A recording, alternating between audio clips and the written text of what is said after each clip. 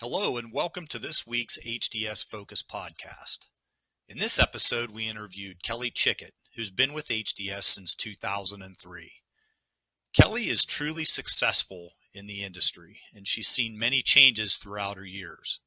But there's one thing that remains consistent, and that is her relentless focus on building relationships with her clients. What you'll learn in this podcast is that she's had many good influences in her life and in her career. And you'll see that her work ethic is no doubt one of the many reasons why she has found success. Okay, let's get started with this interview.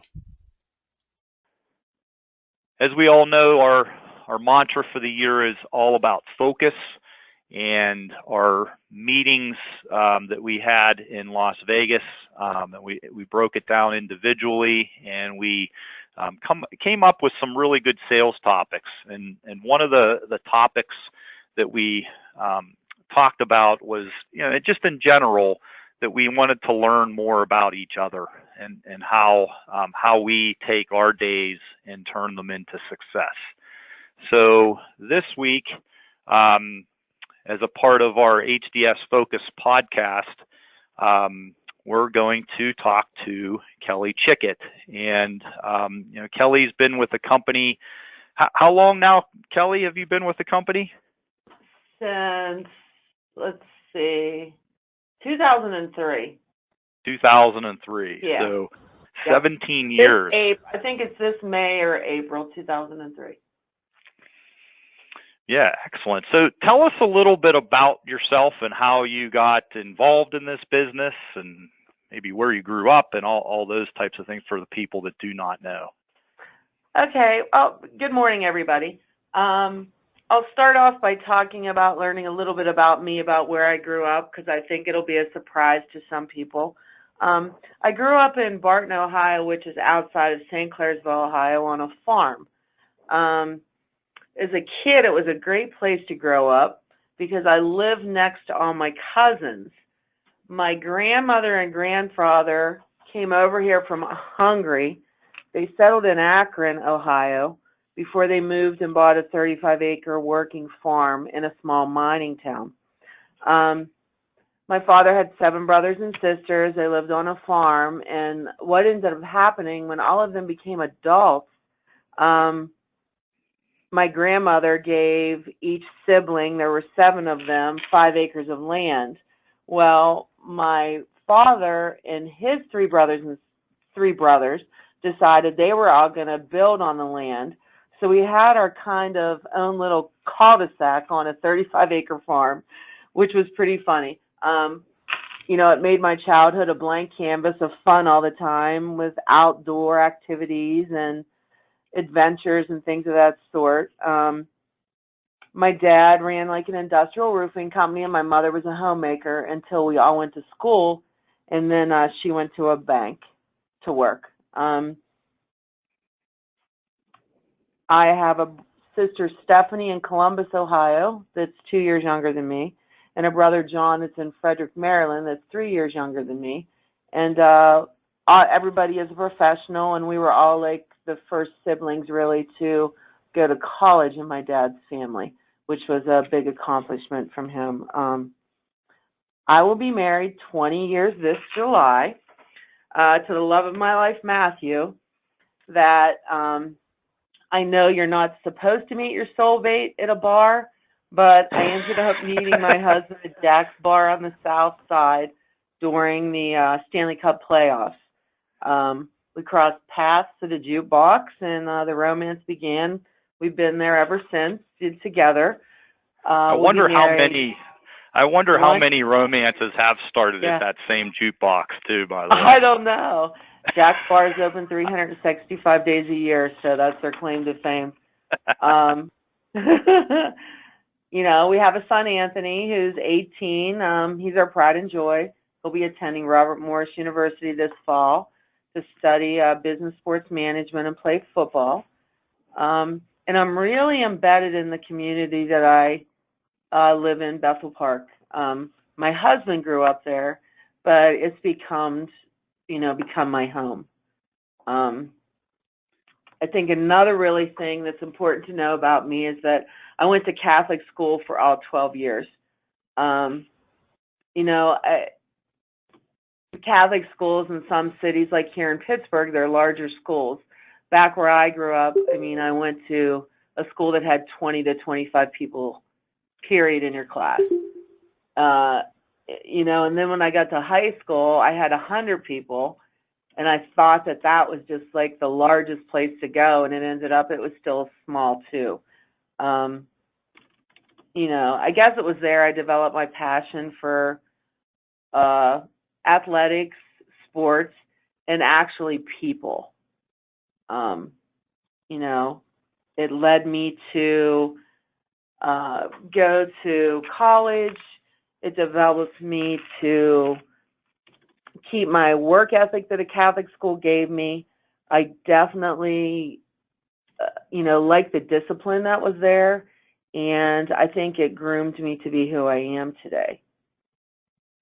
And you went to Kent State University, right? Didn't you play basketball there as well? Yeah, I went to, I started playing basketball there, and then I ended up not doing that due to some personal reasons and devoting more time to education there. But yeah, my passion is basketball, and I was also an all-conference volleyball player in high school. I love to teach the game, watch the game, all of that stuff. And when you were at Kent State, if I remember just from some of our conversations, you were originally going to be going into law, correct? Well, I started out, believe it or not, I was going to be an accountant. How boring. Okay. And that's exactly what happened. And then I got the marketing bug, and I also minored and took my LSATs to go to the University of Cincinnati, but then I ended up not doing that due to financial reasons and not wanting lots of loans. So that's where that was at Kent. Really, after Kent State, that brought me to Pittsburgh. And what did bring you to Pittsburgh? Was it a job, or what was it? When I got to Pittsburgh here, I was actually working at Alcoa in the marketing department of a recycling division back in 1987. Alcoa really was ahead of their times on the recycling thinking, and they had areas that were set up all over the country that were collecting aluminum. I was there for 8 months, and then the division wasn't doing well, and they were starting layoffs. So at the time, the Swinston Company, which was one of the oldest promotional suppliers in Pittsburgh, called on me since I was a marketing admin at the time. And Alcoa was trying to tempt me in the building at different locations to keep me, but then it came down to somebody that had 2 more weeks at me at Alcoa kept their job, and I was going to lose my job. And when Mr. Swinston found that out, he offered me a job inside training to be a salesperson at the Swinston Company, and that's how I got to this industry. So what was your first sale when you got into this industry? My first sale was Parker Pens to Westinghouse, which is now a division of Eaton that I still call on today. I still remember Parker Pens. I mean, there really wasn't much to sell back then. There were pens, a couple clothing suppliers, Leeds had just started, Vantage had just started, Holloway, Design Original, AT Cross, Swiss Army knives, things of that sort. So there really wasn't a lot to sell. And when you even look back at that too, just the way the whole industry has changed since then, even with just artwork. I'm sure you remember the old ad flicks and having the like FedEx days, in the old days you had slicks, or actually if you were fortunate enough to have a corporate client that actually spent the money, they did slick books. So they would just give you a book and you could cut out from there, print your orders, and attach the art, and you would UPS Blue it or UPS Red it in an envelope according to what your dates were on things, which at the time, no rush service, no things of that sort. I think I was really lucky in that time, too, that I had an industry veteran, Mr. Cipriano. He took me under, like, his wing.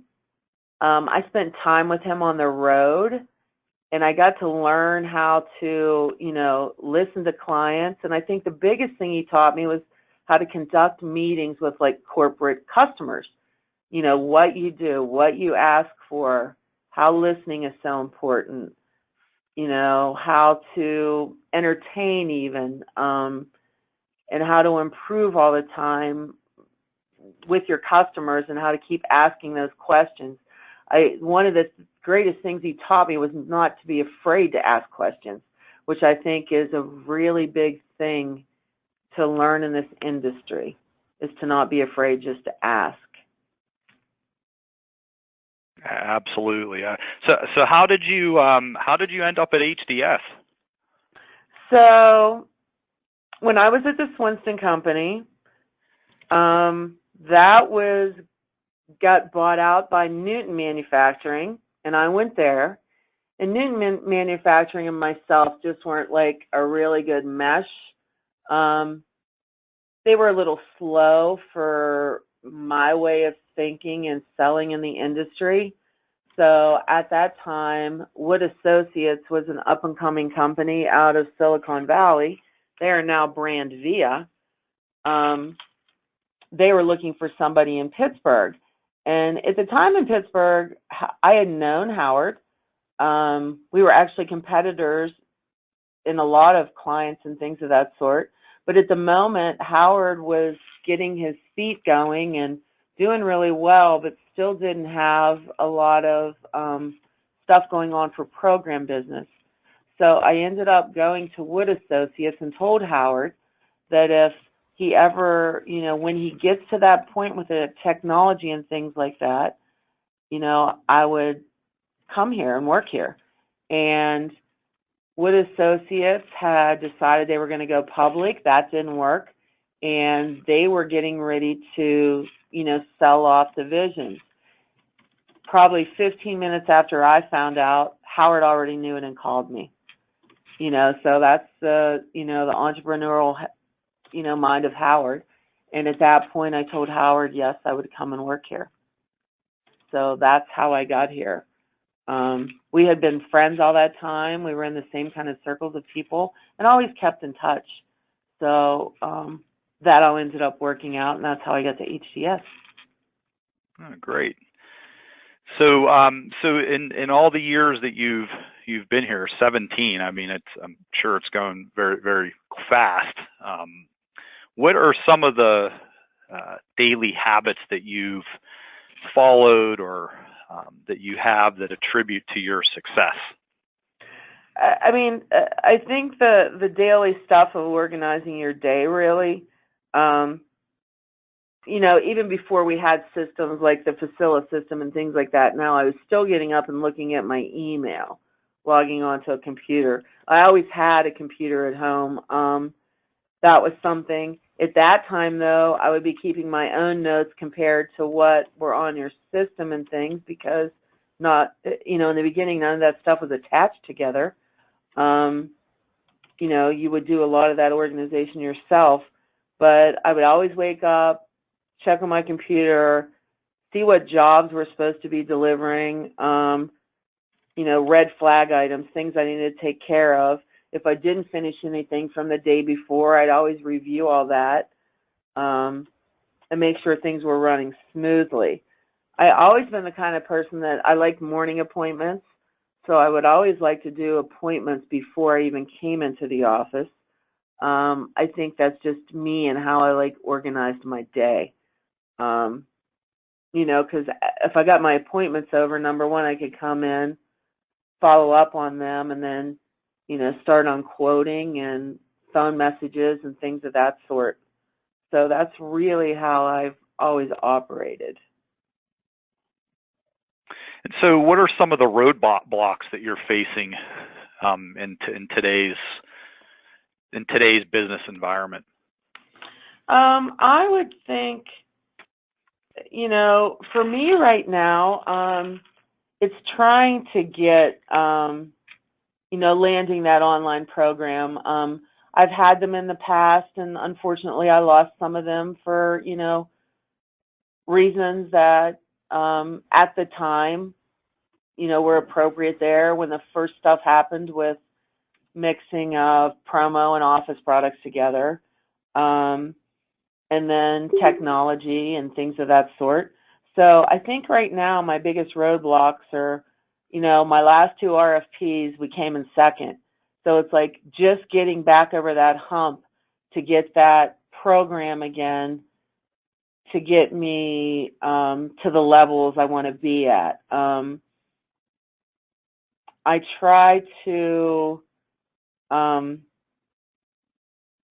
go every day too on thinking, how am I going to compete against like people like a 4imprint and some of these online ordering people that are getting so big, like they're advertising on primetime TV now. And I mean, I'm getting that question more and more from clients every day. Your local loyal clients are the people that are telling you, hey, I saw that on 4imprint, so they give you the opportunity. But then I'm thinking about those people I prospect, why am I not getting all my prospects? I know you're not going to get every prospect, but I'd rather have, 80% close rate and things of that sort. And, when I eventually do get back to them and somebody will actually talk to you that you thought was a pretty good prospect and ended up, oh, we're just getting stuff online now. We do it ourselves. Or, so it's like those are roadblocks that I think are becoming more prominent every day with us, that the people in those roles at corporations now sometimes feel that even talking to a rep and spending the time with them and doing that is more time consuming than ordering something off 4imprint. Right. And all that being said, what do you think that HDS's biggest assets are that every rep should be taking advantage of? Well, I'm going to say this in all capital letters, the Facila system. And basically our service here. We're fortunate here that as big as we've gotten as HDS and the wonderful tools we have here, we still give out that like your nice next door neighbor feeling to people. I feel that our company puts out that people want to trust us, people want to do business with them. Our in-house decorating is so important when you tell people that. I don't think people understand that all the time until you tell them about it. And I actually think, too, our vendor relations that we have, I know they're always challenging. I always say that, vendors are on 3 to 4 year cycles sometimes to where you switch and move over to people because some people are having a bad year with people, but then other people are having good years. So I think, that should be taken care of. And with that being said about vendors, if you're not taking care and doing self-promos for your people through that preferred vendor network and these meetings and things we have in, I think that that's one of the biggest assets you're missing. Because at the end of the day, people still like something free. That's right. So, knowing everything that you know now, then how the amount of success that you've experienced in your career, what advice would you give to someone that's wanting to pursue a career path similar to yours? I would say the advice would be stay the course, even on the days it's hard to do it. Keep on the pulse of the business, read, educate yourself, and also find somebody that's successful in the industry maybe to become a pen pal with, email, talk, chat, meet for a drink, things of that sort. because this industry, I would tell the person, does require a passion for it. And if you don't have a passion for it, you need to find something else to do, because you want to work somewhere and be in an industry that wants to make you get up every day and go to work and not hate your job. It's something to stay on top of all the social trending and the product trending. I think is important if you're going to get into this field. Not falling behind on things like that, because it's a constant, revolving door in regard with that. Like, what's hot, what's not hot, what's going to be the trend, what are the young people going to like, what are your corporate people going to like, how often, are the younger people now taking the higher roles, where in previous, times that wasn't happening as fast as it happens today. So my advice would be to stay the course. That's excellent advice. Some of the things I would think too is, like I said earlier, don't be afraid to ask the questions. I feel sometimes that reps walk on eggshells around customers, and you get taken advantage of. So it's kind of a fine line to learn. I probably would have stood up for myself a little bit more back in the day, with, I don't want to say in a forceful way, but in a way of pushing creative, and not just order taking back in the day. But then I sometimes think back in the day too, there were a lot more manners out there from people and protocol to follow. I think, you have to find that way to approach it and still be effective without offending. Yeah, that's very good advice.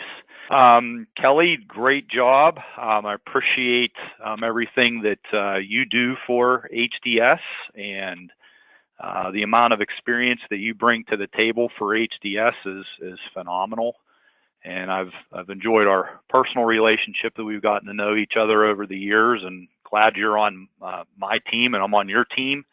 And I'm excited to see the next several years how HDS continues to succeed. So want to thank you for all of the information that you shared today. I know there was some very good advice in there. And if anybody has any questions for Kelly in the future, just reach out to her. She's an educator, and she loves to share her experiences as well too. And I'll say one more thing. Here's my last piece of advice. Remember, first impressions are critical, and never burn a bridge. That is for sure. Excellent. Thank you, everyone. Thank you, Kelly. We really appreciate Kelly taking the time to talk with us all today. I always find it really fascinating when I'm talking to people that have been in the industry for a while, how our email technology and just overall CRM and how we used to do things and how we have really evolved our processes. It's really amazing. I'm not sure how we really got anything done without email or CRM systems. It was also interesting to talk to Kelly and hear about how few items there actually was to sell back in the 80s and in the 90s. Our industry really has come a long way. A couple of the things that Kelly pointed out that I think are super important to take with us, and that is how much listening is so important in building those relationships with our clients, and focusing on ourselves and how we can improve all the time as well too. And don't be afraid to ask those questions, even if you feel like they're not the best question to ask it. Ask the client. It's really important that they understand that you're trying to help them. Kelly also talks about how important it is to organize your day, and people want to do business with sales reps that they really trust. She also talks about the value of self-promos with our preferred vendor partners and how important that is in our sales process. And I thought the most important advice that she gave, and it's something that we can all take and focus on, is stay the course, even on those days that it's hard to do it. You know, we all go through life and we all go through business, our business worlds, and every day is a challenge. Some days are easier than others, but you know, if we stay the course and we keep our focus, we'll find success. I know we will. She also talks about finding a mentor and someone that you can bounce ideas off of and learn from. You know, those are very important rules and great advice that Kelly shared with us today. So I want to thank Kelly again and really appreciate her time. And I look forward to next week's Focus podcast. I'll talk to you guys then. Thanks.